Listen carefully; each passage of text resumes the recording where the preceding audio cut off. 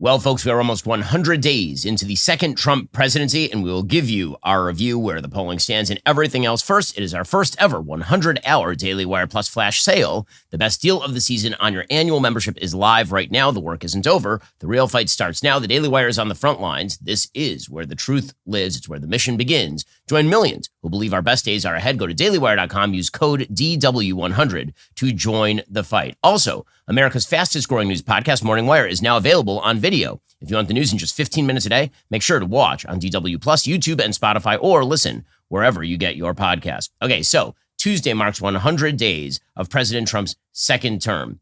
And it's been a lot. It's been a lot. President Trump has done an enormous number of amazing things, ranging from fighting DEI in every aspect of his administration to going after university campuses that are hotbeds of anti-Semitism and leftism and wokeness, ranging from his attempts to inject Pete Hegseth as Secretary of Defense in order to fix all the problems at the Pentagon, to DOGE, which is going through all aspects of government spending with Elon Musk and attempting to cut waste, fraud, and abuse. He has issued more executive orders in his first 100 days than any president in history. He's been incredibly effective in terms of pushing forward many parts of his agenda. With that said, the polling right now for President Trump is not good after 100 days in.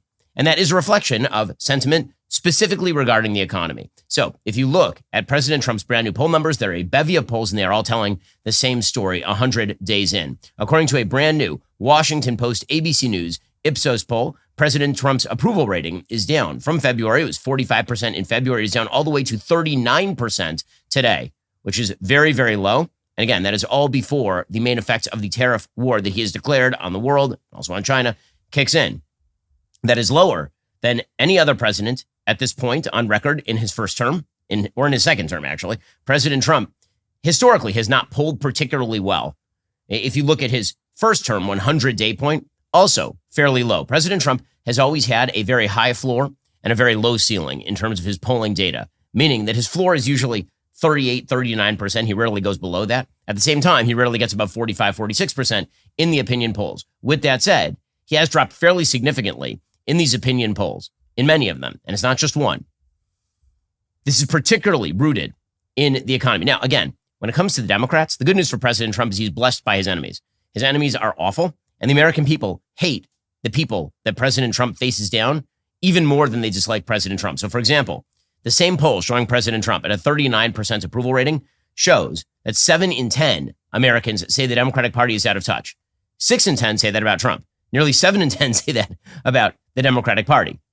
So whatever the American people think of President Trump, they think even worse about the Democratic Party. By the way, there is a good reason for that, which is that the Democratic Party is so unbelievably unhinged. They are so incompetent at this, truly incompetent. It is amazing. As we'll see, it's a target-rich environment for Democrats out there, particularly on the economy. But they cannot help themselves because they're constantly running to the radical left of their own base. They're saying idiotic things on a daily basis. So over the weekend, for example, J.B. Pritzker, the rotund governor of Illinois, who has to be lowered into the Illinois Capitol by crane, he was giving a speech in which he suggested that basically anybody who is a supporter of Trump ought to be harassed on the streets, a la Maxine Waters several years back. Here was J.B. Pritzker doing this routine.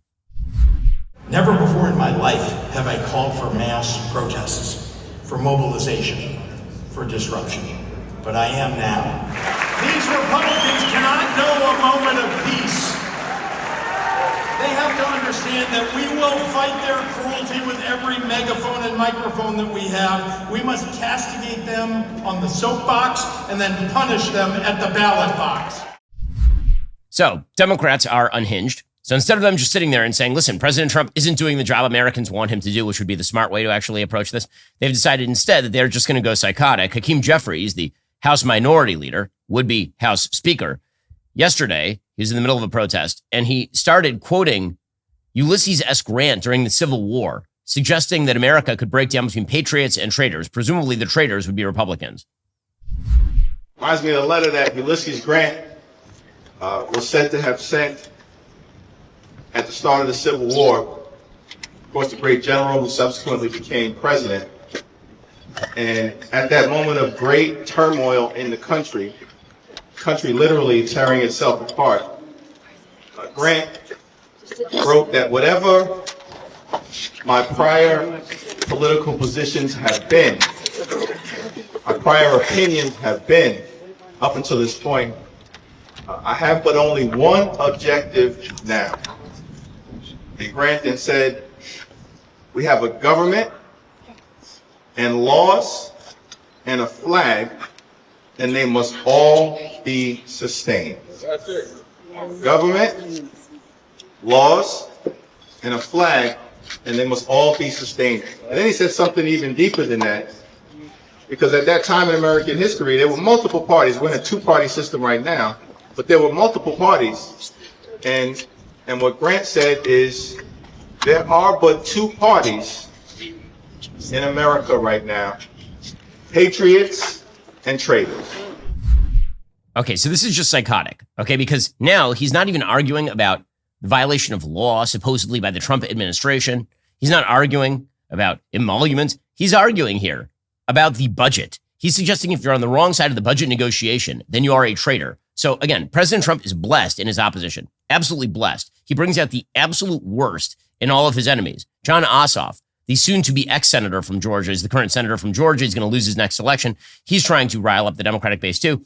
And he literally said that he'd be in favor of impeaching President Trump. Why? For selling meme coin as a fundraiser. And so Democrats, again, they remain wildly unpopular with the American public. With that said, it is not good news for President Trump that he is riding so low in the polls. That's particularly true with independents. According to that brand new Washington Post ABC News Ipsos poll, among independents, only 33% approve, 58% disapprove. Among independents who lean Republican, Trump's approval has dropped from 76% to 63% since February. And that's a very quick drop. And there's one reason for it generally, one reason. And that reason is not immigration. That reason is not foreign policy. That reason is the tariff war. The tariff war has absolutely crippled him on pretty much every other issue. According to that poll, only 31% of Americans approve of the recent turmoil in the stock market. Only 34% of Americans approve of tariffs on imported goods. Only 38% approve of his relations with foreign countries. And only 39%, the same as his approval rating, approve on the economy. So as the economy goes, so too does President Trump. When it comes to immigration, his most popular issue, he's at 46% approve, 53% disapprove, but that's because whenever a president is unpopular on one issue, it tends to drag him down on a wide variety of other issues. When it comes to whether Americans think he is going too far on particular issues, the issue where only a minority think he is going too far is in deporting undocumented immigrants.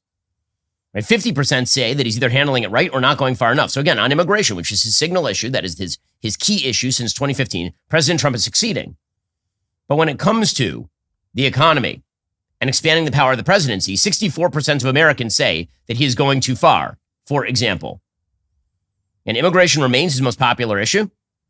The economy is where people are freaking out. And again, that freak out is not unjustified given the current situation of the global economy.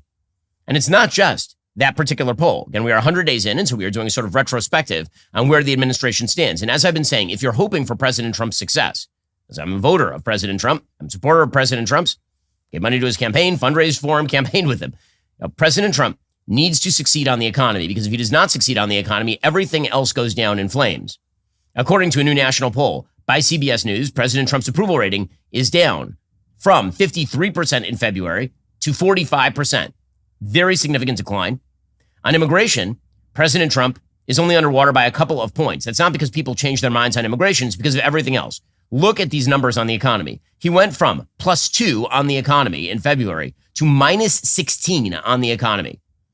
He is now at -24 on inflation. Okay, those numbers are devastating for President Trump. And again, it is across polls. So this is not just one poll that I'm citing. These are not outlier polls. This is an absolutely clear trend. When it comes to inflation and the cost of living, according to a new Decision Desk survey, only 40% approve. 60% either somewhat disapprove or strongly disapprove. When it comes to trade and tariffs, only 39% approve, 61% disapprove. So this is a trend. And so the question is what President Trump is going to do about that. We'll get to more on this in just a moment. First, tax day may already be over, but for millions of Americans, the real trouble is just beginning. If you missed the April 15th deadline or still owe back taxes, the IRS is ramping up enforcement. Every day you wait only makes things worse. With over 5,000 new tax liens filed daily and tools like property seizures, bank levies, wage garnishments, the IRS is applying pressure at levels we have not seen in years. Increased administrative scrutiny means collections are moving fast. The good news, there's still time for Tax Network USA to help. Self-employed or a business owner, even if your books are a mess, they've got it covered. Tax Network USA specializes in cleaning up financial chaos and getting you back on track fast. Even after the deadline, it's not too late to regain control. Your consultation is completely free. Acting now could stop penalties, threatening letters, and surprise levies before they escalate. Call 1-800-958-1000 or visit tnusa.com/Shapiro. You may have missed April 15th, but you haven't run out of options. Let Tax Network USA help before the IRS makes the next move. Again, that is 1-800-958-1000 or visit tnusa.com/Shapiro. 1-800-958-1000 or visit tnusa.com/Shapiro. Also, you might already own a firearm, but having something less lethal as an option, that's a great idea as well. Enter Byrna. That is BYRNA. I'm as pro-Second Amendment as it gets. The thought of using lethal force, not ideal for everybody. Luckily, Byrna's less lethal launchers are equipped with tear gas and kinetic ammunition designed to incapacitate an attacker for up to 40 minutes without the unwanted repercussions. And Byrna is excited to introduce the all-new compact launcher. Sleek, slim, hits like a sledgehammer, the same size as a smartphone, allowing you to conceal carry everywhere comfortably and with confidence. This launcher fires at 400 feet per second with 41 joules of force per square inch. It's a lot of power to stop aggressors in their tracks. One thing I love about Byrna is it's an American company. Over 80% of the components in the compact launcher are sourced in the United States. Their pistols are hand-assembled in Fort Wayne, Indiana. Now, again, the reality is that if you ever have to use a firearm, there are all sorts of lethal and legal consequences that could attend. Byrna bypasses a lot of that stuff. Byrna is legal in all 50 states, requires no background checks. It can be shipped directly to your door. Plus, Byrna is trusted by hundreds of police departments and government agencies worldwide. While President Trump over the weekend and his administration continue to give mixed signals about the tariff war. So on the one hand, Scott Bessent, every time Scott Bessent talks, the market goes up, the Treasury Secretary, because he's trying to quiet the market. He's trying to tell the markets everything's going to be okay. We're going to come to trade deals. We're going to get off of this tariff train. So Scott Bessent was on ABC News' This Week, and he was asked about President Trump suggesting that a bunch of tariff negotiations were taking place, the deals were going to be cut, and here was his answer. Let's talk about the Time interview with President Trump. He said that he has made 200 deals on tariffs. 200 deals? Who has he made deals with? Is there actually any deal at this point? I believe that he is referring to sub-deals within the negotiations we're doing. And, Martha, if there are 180... But those aren't actual deals. Martha, if there are 180 countries... There are 18 important trading partners. Let's put China to the side because that's a special negotiation. There's 17 important trading partners, and we have a process in place over the next 90 days to negotiate with them. Some of those are moving along very well, especially with the Asian countries. Okay, so that is not 200 deals that are being done, obviously. So there's still confusion. And here is the problem. When it comes to these trade deals, they usually take a significant amount of time to negotiate. It's not like you can snap your fingers and the trade deals magically get done. There are lots of details. Some of them have to be approved by Congress. And meanwhile, President Trump went on Truth Social yesterday and decided to talk up the tariff war. Quote, when tariffs cut in, many people's income taxes will be substantially reduced, maybe even completely eliminated.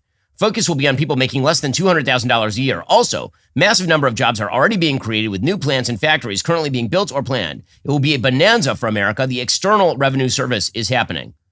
So again, this is sort of a talking point that Commerce Secretary Howard Lutnick has retailed, is that we're going to replace the income tax with tariffs. That is not going to happen. We're not going to raise the amount of money in tariffs that would compensate for the loss of the income tax, for example. And that is not how the American people are feeling about any of this. Again, we have yet to actually feel the significant effect of the tariffs on the economy, but it is coming.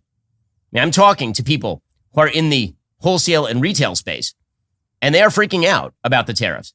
They are seeing their orders cut. They are seeing their prices increase. They are seeing the supply chains break. According to Port Technology, the U.S. tariff war is continuing to disrupt container shipping with a significant uptick in blank sailings on trans-Pacific routes reported over the past week. Blank sailings are where you have these gigantic ships that are carrying all sorts of cargo. And they can't just sit in port waiting to be loaded indefinitely because there's something else coming behind them. It's more like a train than it is the way we tend to think of boats floating across the water. And so if they arrive in a port and there's nothing to be put on the ship, they just move on to the next port. Well, it used to be, because it's extremely expensive to ship this sort of stuff. I mean, the giant cost to move these giant ships all over the planet. It used to be that pretty much no ship left port without anything on it. There were no blank sailings. Well, as we are now seeing, that is not true anymore. Data from Sea Intelligence illustrates a steep rise in blanked capacity on the Asia-North America East Coast trade. In week 12 of 2025, there were 0 blank sailings scheduled for the period between April 7th and May 12th. By week 15, 35% of all planned capacity for the week starting May 5th had been canceled. Those figures rose to 42% by week 16, representing a 7 percentage point increase in just 1 week. And a similar development is happening on the Asia-North America West Coast route. For the week commencing 28 April, blank sailings increased from 13% in week 15 to 28% by week 16. There's a dramatic change in the market, obviously. You're starting to see a bunch of importers saying, well, we're not going to be able to sell these products with these giant tariffs on them. And so ships are just arriving that are empty. Ships are just not being filled up. Meanwhile, there are a lot of fears of actual shortages, price hikes, sort of like when the supply chains broke during COVID. According to Axios, many retailers stocked up on inventory in the first months of 2025, realizing a storm was coming. Their inventories are poised to dwindle quickly. The National Retail Federation expects U.S. imports to plunge by at least 20% in the second half of 2025 if the current tariffs remain in place. Shortages are a real possibility, John Harmon, who is a Coresight research analyst, told Axios. The CEOs of Walmart, Target, and Home Depot warned President Trump in a meeting last week that his trade policy could trigger massive product shortages and price spikes as well. And that's the big guys. The smaller guys basically have no options because maybe President Trump relieves tariffs on some of the big guys the way he did with Apple. But if you're a small retailer, you might be screwed. Again, I know people who are in the import-export business, and they're getting hammered. I mean, they're looking at the possibility of actual bankruptcy. A slew of companies are already warning of higher prices or have already increased them, including Procter & Gamble, Best Buy, Unilever, Ford, Shine, Temu, AutoZone, and Hermes. Now, May. The Halloween and Costume Association warned tariffs are threatening to wipe out Halloween and severely disrupt Christmas as well. And back-to-school season is already at risk. Remember, there's a long tail to these sorts of policies. Meanwhile, the Magnificent Seven are suffering in the stock market a little bit. Their bruising losses, according to the Wall Street Journal, pose a new test for markets. Even after a rally last week, the Magnificent Seven are off to their worst start to a year since 2022. Each stock has fallen more than 6.5%. They've collectively lost $2.5 trillion in market value.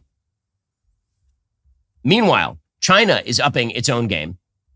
So one of the big places where America has a systemic advantage is in the field of AI. That requires sophisticated semiconductors. This is why one of the big worries right now is that even if the United States were able to successfully box in China, if China tried to go after Taiwan, TSMC, which is where 92% of all the world's sophisticated semiconductors are produced, would be in their crosshairs. If that were to happen, China would actually benefit. Because if the biggest producer of the sophisticated microchips goes down, China has been doing a great job ramping up its secondary microchips. And now it turns out they've been working on sophisticated microchips to compete with TSMC. According to the Wall Street Journal, Huawei Technologies is gearing up to test its newest and most powerful artificial intelligence processors. The company hopes could replace some of the higher-end products of NVIDIA. The study advanced by one of China's flagship technology companies points to the resilience of the country's semiconductor industry, despite efforts by Washington to stymie it, including by cutting off access to some Western chip-making equipment. Huawei is approaching Chinese tech companies about testing the technical feasibility of a new chip. It's called Ascend 910D. The company is slated to receive the first batch of samples of the processor as soon as late May. Now, again, maybe it's not ready, but the bottom line is that right now the world is not prepared for the loss of TSMC chips, except for probably China. And again, when you take a look at the status of the economy, most of the impact of the tariffs has not yet hit. That is the big problem for President Trump. When you look at President Trump's trade war on China and his elevated tariffs on the rest of the planet, as I have said now about 1,000 times, they're preconditions to fighting a successful trade war. You need to get ready for it, just like a regular war. If you're going to win a regular war, you need to make sure your supply lines are in place. You need to make sure that you actually have the materiel. You need to make sure that you have the recruitment efforts. You have to have the strategy, right? You have to have your allies in place. All that stuff happens in a war, and it also happens in a trade war. If you just run into the trade war, you end up with the situation in which President Trump currently finds himself with public opinion and with the economy in a bit of a box canyon. Now, maybe President Trump is able to extricate himself from that box canyon by cutting a bunch of trade deals very quickly. That obviously is what Scott Bessent is working on. But the markets are freaking out. And again, the main effect of the tariffs have yet to actually hit on a practical level for most Americans. Meanwhile, it is unclear if Republicans are actually going to be able to get their big, beautiful tax bill through. So I think it would be almost unthinkable for Republicans not to be able to get their big, beautiful tax bill through, this one big bill that's going to include defense and immigration spending, as well as a tax bill. If that doesn't happen, that's already been baked into the market. If that doesn't happen, you will see a market collapse. If the tax bill does not go through, if the tax rates suddenly skyrocket back to what they were before the Trump tax cuts of his first term, if that were to happen, faith in the ability of the federal government to even ensure any level of consistency and predictability in the economy would drop as well. So are Republicans going to get it together? Because so far, it seems like the Republican Congress has achieved virtually nothing. They've not actually enshrined any of the Doge cuts that Elon Musk's Doge have made at this point. Congress has not yet been able to get this big, beautiful tax bill through. They need to get it through, like ASAP. According to the Wall Street Journal, Republicans pushed President Trump's big, beautiful tax and spending package closer to the finish line with votes earlier this month approving a budget framework. But hard intra-party fights remain in writing and ironing out the multi-trillion-dollar package. Most GOP lawmakers are on board with the broader plan to extend expiring pieces of the 2017 tax law, introduce no tax on tips, boost border spending, cut other government outlays. Speaker Johnson wants to get the bill finished by Memorial Day, but fights are smoldering over details. You have some deficit hardliners who are very skeptical of the tax bill. That includes members like Chip Roy of Texas and Andrew Clyde of Georgia. Meanwhile, you have people who are concerned that there will be some sort of changes to Medicaid because that health insurance program does have it's a means-tested welfare program.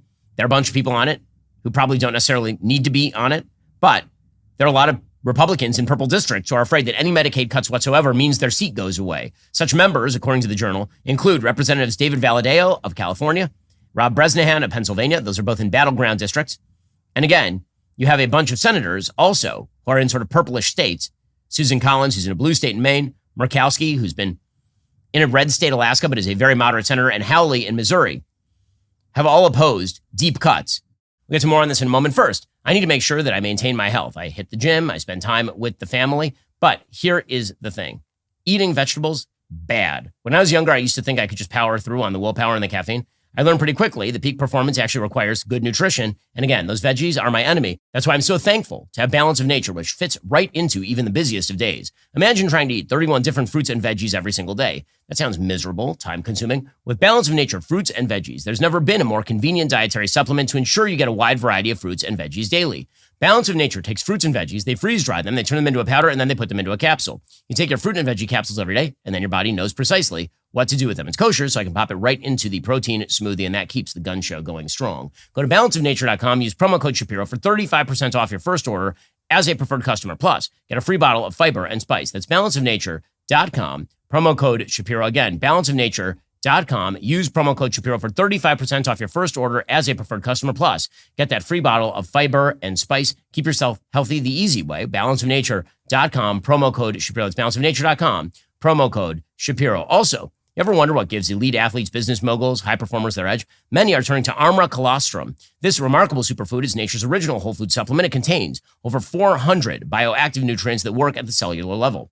Armra helps build lean muscle, speeds up recovery time, enhances overall performance without relying on artificial stimulants or synthetic ingredients. Whether you're running a company, pushing your limits in training, or simply looking for a natural advantage in your daily life, Armra Colostrum optimizes your body's systems for peak performance and sustained energy. Research has demonstrated colostrum does more than just strengthen performance. It enhances your body's ability to absorb essential nutrients, supports the development of lean muscle mass, and improves endurance. At the same time, it works at the cellular level to accelerate repair and regeneration, helping you bounce back faster after intense physical exertion. Plus, Armra Colostrum can also support your microbiome and balance and strengthen immune defenses throughout the body. Who doesn't want a stronger immune system? We've worked out a special offer for my audience. Receive 15% off your first order. Go to tryarmra.com/Shapiro or enter Shapiro to get 15% off your very first order. That's tryarmra.com/Shapiro. Meanwhile, there are a bunch of Republican lawmakers who want President Trump to get rid of the ban on SALT deductions. Again, those would be Republicans in places like New Jersey, New York, California. Right now, the way that it works is that you don't get to discount the taxes you pay on the state level before you pay your federal income tax. A lot of Republicans in blue states would like to see that go away, again, to preserve their seats. So will Republicans be able to square all those circles? I think they will be able to get there, but they had better get there. President Trump's presidency now relies on a couple of things. One, ending this trade war or recalibrating it so that it will be more likely to be successful, which requires dramatic moves. Or two, it actually requires both, the tax bill. Both those things need to happen. If both those things do not happen, then President Trump's presidency will continue to spin out. Because as the economy goes, look, President Trump's subtle promise, not so subtle promise, for all of his career is he's a great businessman and he will make sure the economy is okay. And right now, a lot of investors, including many investors that I know, have a lot of faith in President Trump that he's going to be able to create a solid business environment. One of the reasons that so much of tech country voted for President Trump is because they were deeply afraid of Kamala Harris's anti-tech perspective and anti-market perspectives. Many of them have been shocked by President Trump's tariff war. They are still hopeful that President Trump is going to back away from that and move in a more free market-oriented direction. That is what President Trump needs to do if he wishes to make the American people happy with his presidency again, which will give him the political capital necessary to do everything else. And again, the part of this, 100 days in, that's a problem, is that he's doing so many other really, really important things. Last week, he signed an executive order, which is one of the most important executive orders that he signed his entire presidency. It was an executive order to get rid of disparate impact analysis. That has been a hallmark of federal government policy for decades. Basically, disparate impact analysis suggests that any policy where, in aggregate, say black people don't do as well as white people, even if the policy is totally neutral, must be presumed to be racist. And he got rid of that because he said that's stupid. There are lots of policies that are neutral and that have a different impact on groups because it turns out people in various groups don't behave the same way, aren't interested in the same things, and all the rest. As I've said many, many times, if you draw a line down the middle of literally any room with a lot of people in it, you'll end up with two groups, and those two groups will be unequal in a wide variety of ways. Height, weight, good looks, brains, all of it. Okay, so disparate impact analysis was always terrible. President Trump got rid of it on the federal level last week. That's an important accomplishment. President Trump has been fighting DEI, tooth and nail. President Trump has been going after these left-wing universities, which, by the way, it is now appearing are disproportionately funded by foreign sources. There's a piece in the Free Press today, a shocking piece, that shows an explosion in overseas funding for American universities between 2021 and 2024 under Joe Biden. Basically, our American universities were infiltrated by Qatar and China in the main. Between 2021 and 2024, $29 billion in foreign money was donated. Qatar and China were among the largest sources of funding. That, by the way, dwarfs any other period in American history. According to the Network Contagion Research Institute, the floodgates opened during the Biden era. It's not a financial issue, it's a national security issue. Qatar is the single largest source of foreign donations to U.S. universities since reporting began in 1986, with $6.3 billion coming from Qatar, which, by the way, is a cutout for Iran. Just another reason why the administration should not be using Qatar as a proxy in Middle Eastern peace talks or Hamas hostage releases or Iranian nuclear talks. Qatar is, in fact, an Iranian. You think Qatar has billions of dollars just to blow on American universities? You know exactly the purpose of that. Qatari donations ramped up significantly during the Biden administration. Nearly a third of all donations from Qatar, over $2 billion over that period, were given between 2021 and 2024. Also, by the way, huge source of foreign funding coming from China. The biggest recipients, Harvard, Cornell, Carnegie Mellon, UPenn, MIT, Stanford, Johns Hopkins, Yale. So all the top schools. Okay, so President Trump has been fighting these schools. All that's really important. On immigration, President Trump has been fighting the good fight. It remains the bright spot of his administration in terms of the polling data, despite all the attempts by the media to simply lie about President Trump's immigration policy, to suggest that he's deporting innocent people, innocent 2-year-olds, for example. They just lie about what exactly he is doing. The latest example of this, by the way, a judge over the weekend is raising alarms. The Trump administration deported a 2-year-old U.S. citizen to Honduras with, quote, no meaningful process, even as the child's father was frantically petitioning the courts to keep her in the country. U.S. District Judge Terry Dowdy, a Trump appointee, said the child appeared to have been released in Honduras earlier Friday along with her Honduran-born mother and sister, who had been detained by immigration officials earlier in the week. Well, it sounds from this article as though this kid was just basically randomly, but U.S. citizen, randomly deported with mom. Okay, except that mom wanted the child to go with her. That's the actual story here. Trump administration officials pointed out the mother told ICE officials that if she was deported, she wanted to take her 2-year-old with her, which is a perfectly natural thing to do. Most people don't leave their 2-year-olds behind in a foreign country. The filing from the Trump administration included a handwritten note in Spanish that was claimed was written by the mother and confirmed her intent. So, again, the media tried to report that as the Trump administration kind of stealing away in the dead of night 2-year-olds. That's not happening. Okay, meanwhile, the left wing has been very, very bothered and hot over the arrest of a judge. That judge's name is Hannah Dugan. Hannah Dugan is a Wisconsin judge, and she was arrested for obstructing justice. By the way, she deserved it. Okay, this is the part that actually is hilarious. So here's Chuck Schumer, for example, suggesting a constitutional crisis has arrived because a judge in Wisconsin has been arrested by the FBI. What Trump, Biondi, and the whole Justice Department are trying to do is push that judge, threaten that judge, so the judge is no longer impartial. It is outrageous in both cases. In both cases, you can't believe what they said. You know, in the case with the 2-year-old girl, they're saying, the mother wanted to take her. Well, she's entitled to due process. The father says that's not true. And I don't believe ICE or anything they say, because they've made up things so many times in the past. No. This is a constitutional crisis. You cannot have a democracy without an independent judiciary, and they're trying to clip the wings of that independence. Okay, so that's actually not what happened here. So what exactly happened here? Well, there was a judge, and this judge had in her courtroom a person named Eduardo Flores Ruiz. He was a Mexican national, illegal immigrant, who was there for a hearing on battery charges.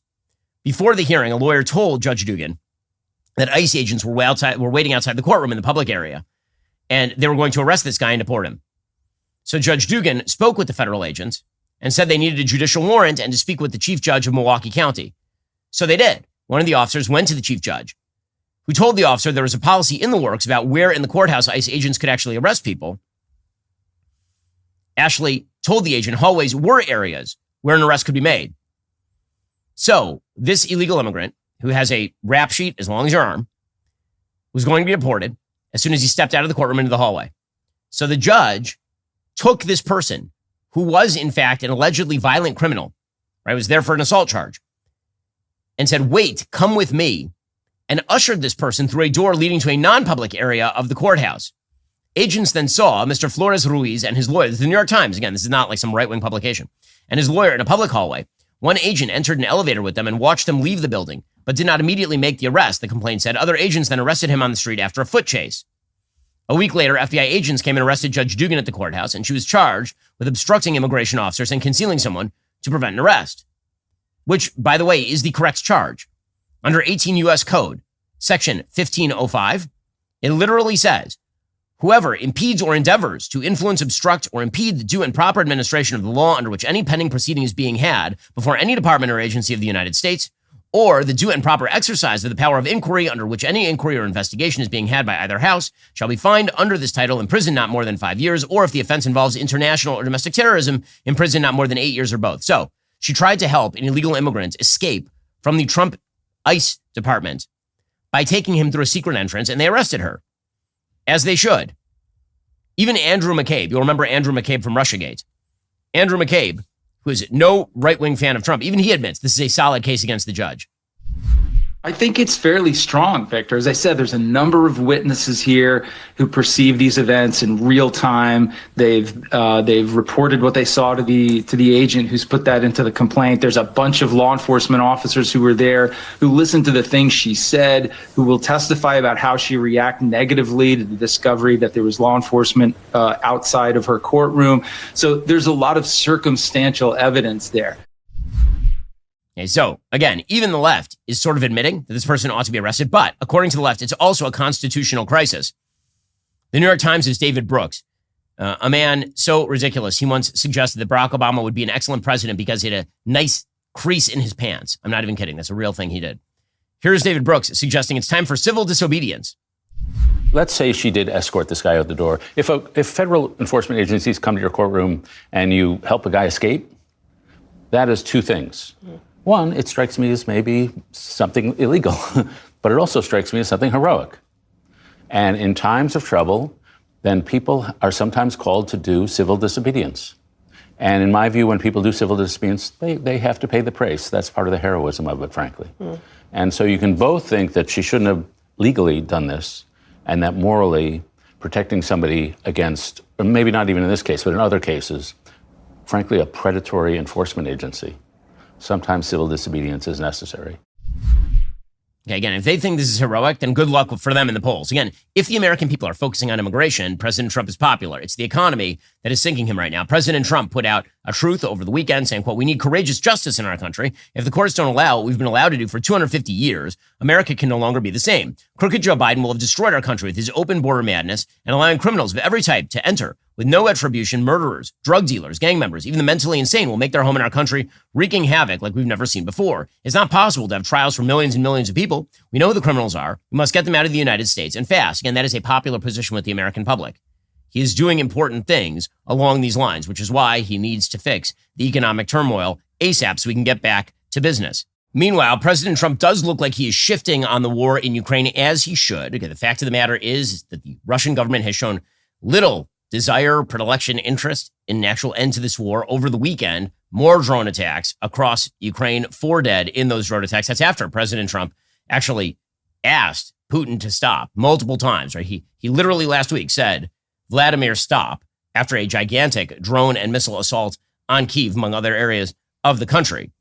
Well, President Trump put out a statement on Truth Social, literally saying that he is tiring of Vladimir Putin playing around.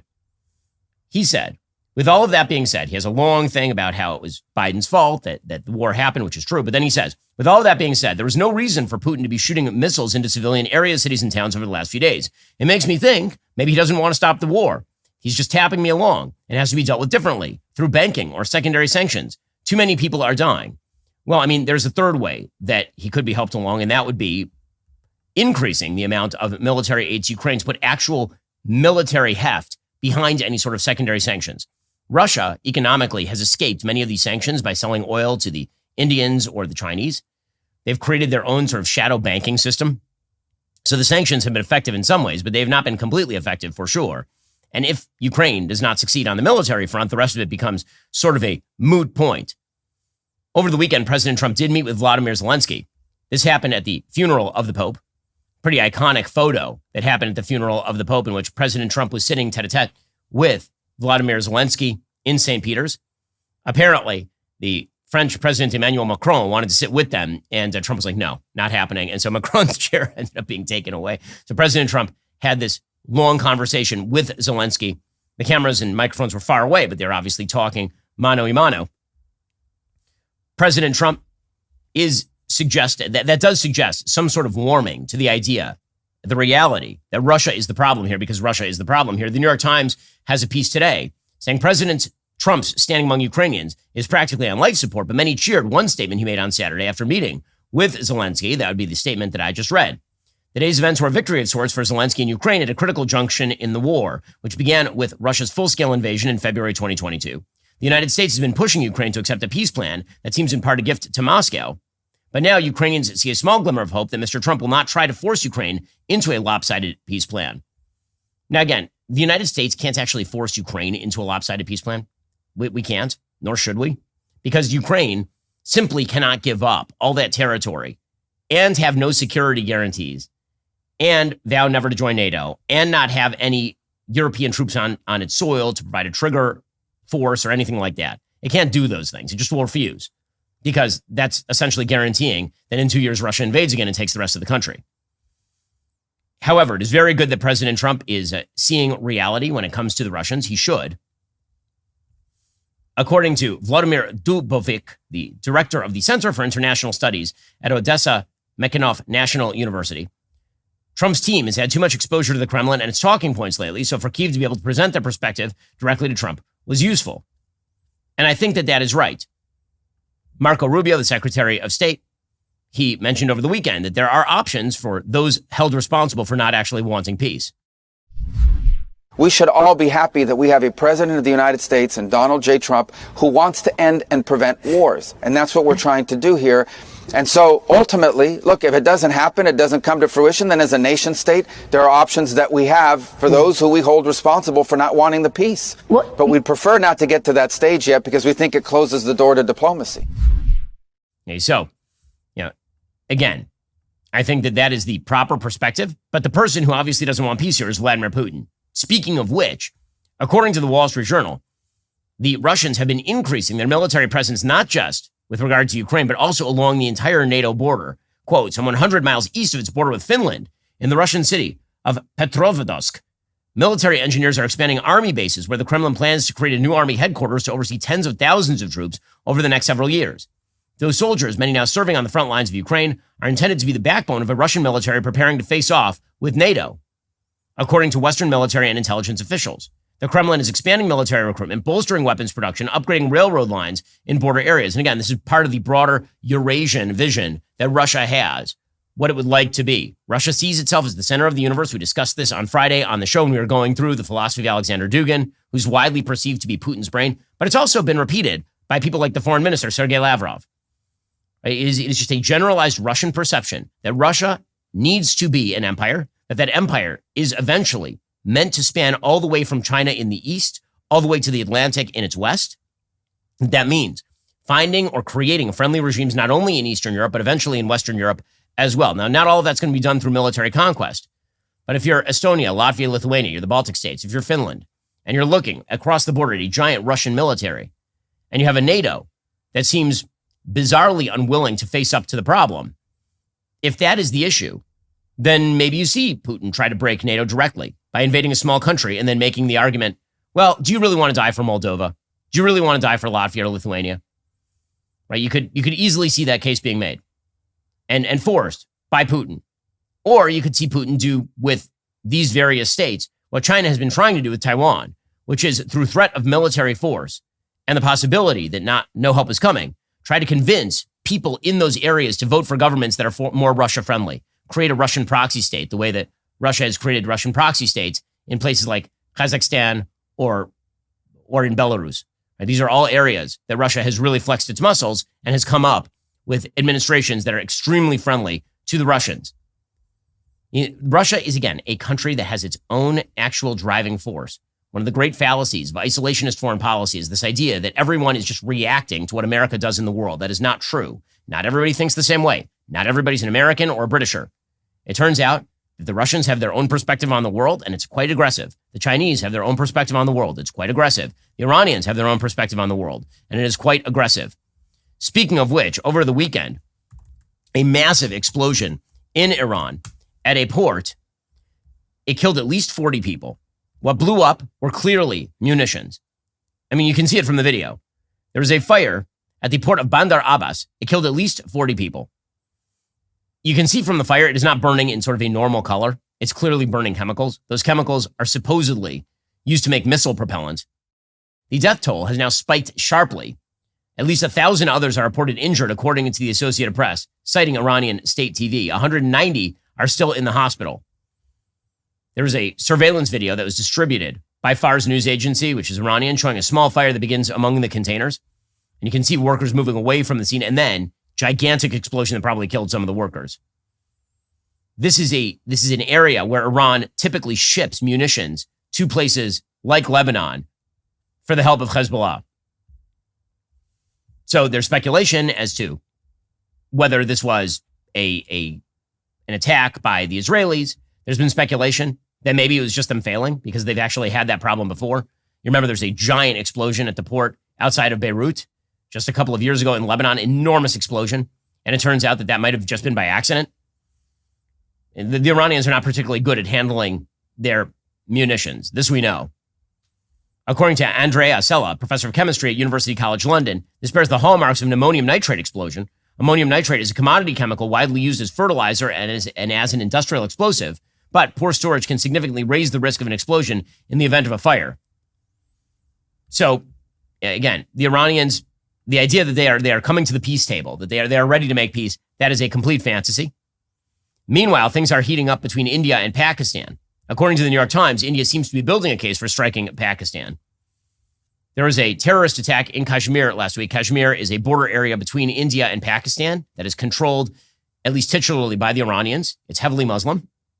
There are basically really three kind of areas of Kashmir. One is controlled really by the Chinese, one is controlled by the Indians, one is controlled by the Pakistanis, but it's supposed to be under the control of the Iranian government. There was a massive terror attack killing some 26 people by a Pakistani Muslim terror group.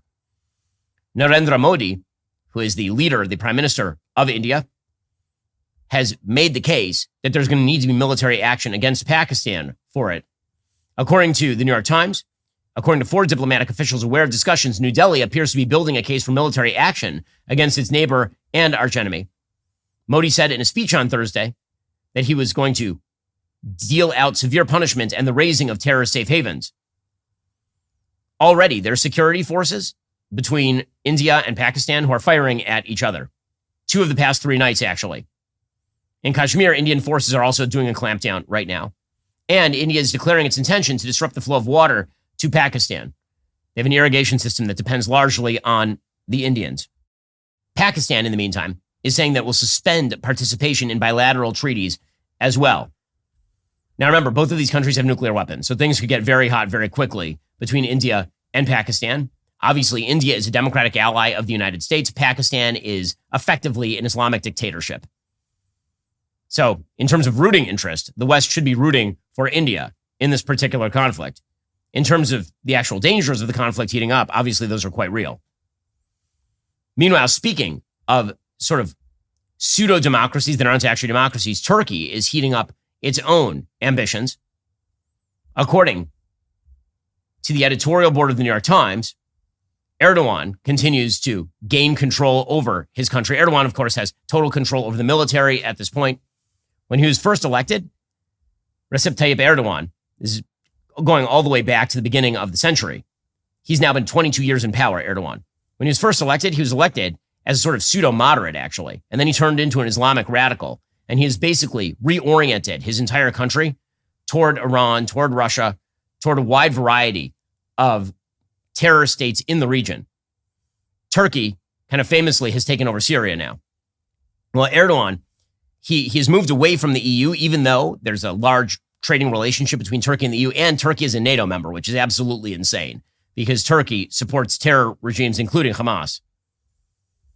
Well, according to the New York Times, Erdogan continues to retain control.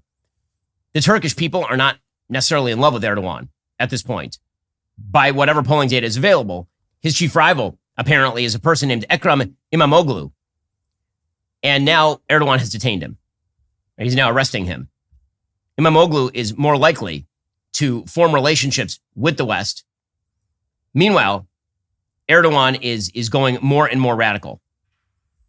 So, the West should be looking very seriously at what to do about Turkey. Certainly, the notion of selling Turkey F-35s, which is something apparently the Trump administration has discussed, that's ridiculous. We should certainly not be doing that with the Turks, given their current orientation. Finally, in sort of foreign news, the Canadian election takes place today. Unfortunately, Pierre Poilievre, who was leading by 20 points in the polls at the beginning of the year, right now in the polling data is trailing Mark Carney, who's the person who took over for Justin Trudeau. And there's only one reason for that, one and one alone. That is the trade war with Canada. That is the only reason. It is because the United States launched a trade war with Canada that this happened. Because Poilievre dumped in the polls, Canadians decided to orient against the Trump administration. Poilievre was perceived as an ally of the Trump administration, and so Carney jumped. It's that simple, which is ridiculous and sad and really, really frustrating because the United States could have had an excellent ally in Canada in Pierre Poilievre. I hope, by the way, there is a late surge for Poilievre where people may be waking up from the reverie just long enough to vote. I'm hopeful that maybe that puts Poilievre over the top. But if Poilievre loses to Mark Carney because of the trade war, that is one of the biggest own goals for the Trump administration of the first 100 days. Alrighty, coming up, we'll get to the White House Correspondents' Dinner where things were said that were bizarre, plus breaking news. You remember that helicopter and plane crash that happened outside Reagan National? We now have some information that is really disquieting about it. But remember, in order to watch, you have to be a member. If you're not a member, become a member. Use code Shapiro at checkout for 2 months free on all annual plans. Click that link in the description and join us.